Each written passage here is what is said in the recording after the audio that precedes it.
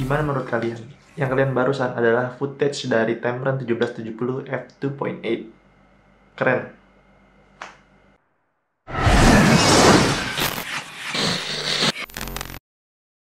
Yo peeps, what is up? This is Sadewa, welcome back. Ketemu lagi sama gue yang udah lama, sekitar seminggu nggak upload video ya karena beberapa project kan. Kali ini gue akan membahas dari Tamron 1770 f2.8 atau f2.8 yang kalian udah lihat sebelumnya, contoh sedikit dari Tamron 1770 f2.8 atau f2.8. Ya, gue ngomong kebalik-kebalik terus ya. Yaudah, f2.8.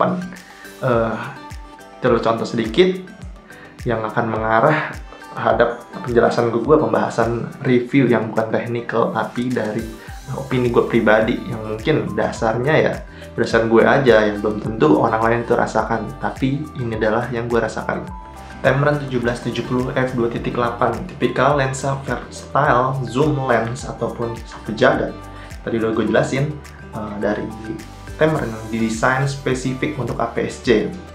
Dia memiliki focal length 17 mm sampai 70 mm.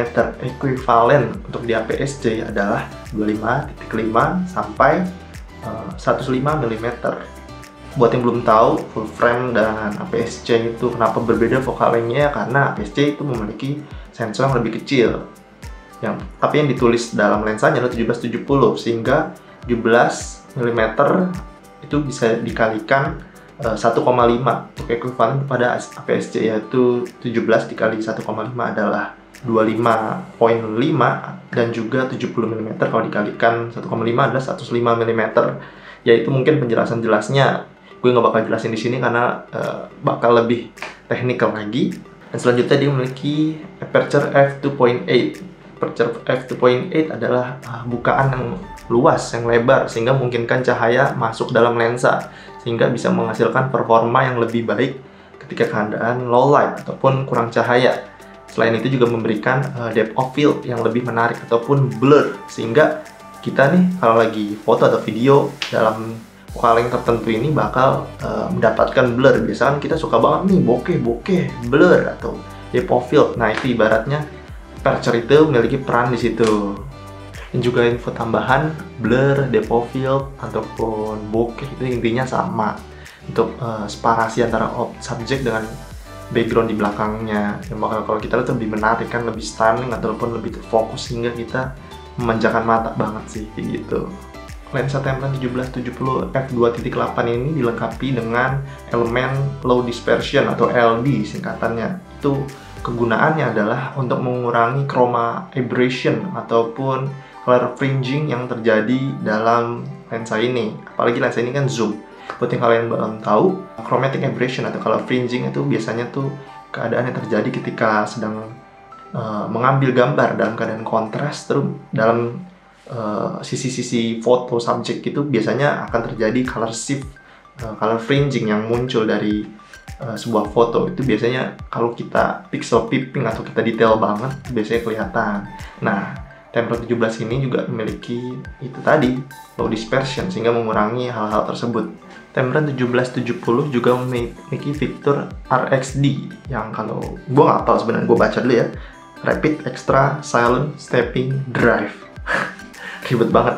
Intinya adalah itu fitur yang memungkinkan autofocus itu secara cepat, juga smooth, dan juga senyap ataupun silent, sehingga kita dalam keadaan melakukan video atau foto itu lensa nggak bakal bunyi ataupun menimbulkan suara-suara yang mengganggu. Untuk manual fokus di Tamron 1770 f2.8 ini sangat memungkinkan banget, meskipun dia nggak linear ataupun dia seperti lensa-lensa seperti lensa sinema, itu dia memungkinkan buat manual fokus.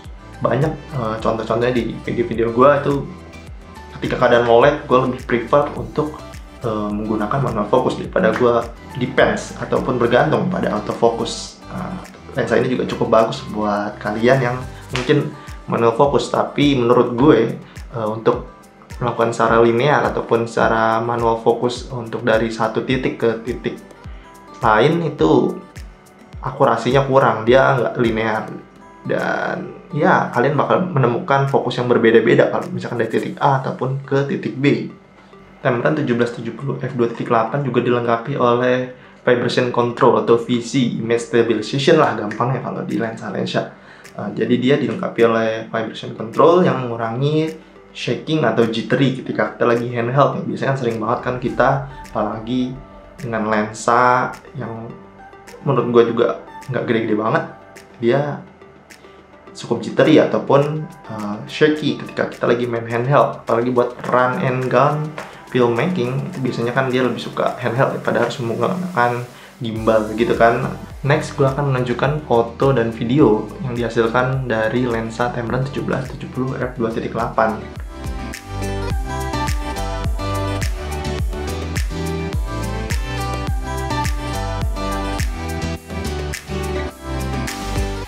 Ini adalah foto-foto yang gue ambil menggunakan lensa tersebut. Tajam, solid, warnanya mantep. Itu yang gue dapet. Dan juga jangan lupa dia versatile di kelasnya.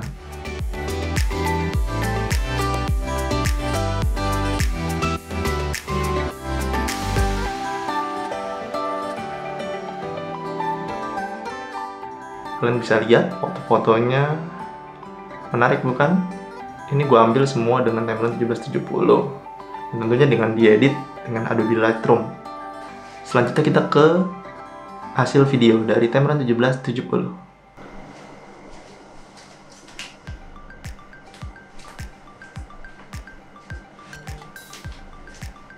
Autofokusnya cukup solid kan.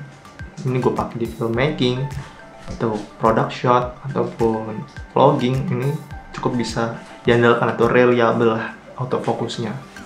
Dan juga f2.8 sangat membantu dalam keadaan low light. Ini gue di 17 mm yang ekuivalennya adalah 24 mm kalau di APS-C. Ini gue di 70 mm, sangat jauh. Ini fast tracking.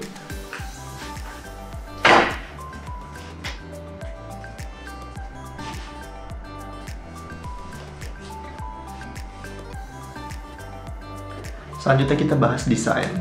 Desain di Tamron 1770 f2.8 ini menganut desain yang sama kayak kakak-kakaknya yang lensa di full frame kayak Tamron 2875 f2.8 ataupun Tamron 1728 f2.8 juga di full frame. Itu bodinya sama, bisa gue bilang itu sama persis. Plastik, ya bukan plastik murahan tapi dia terbentuk di plastik.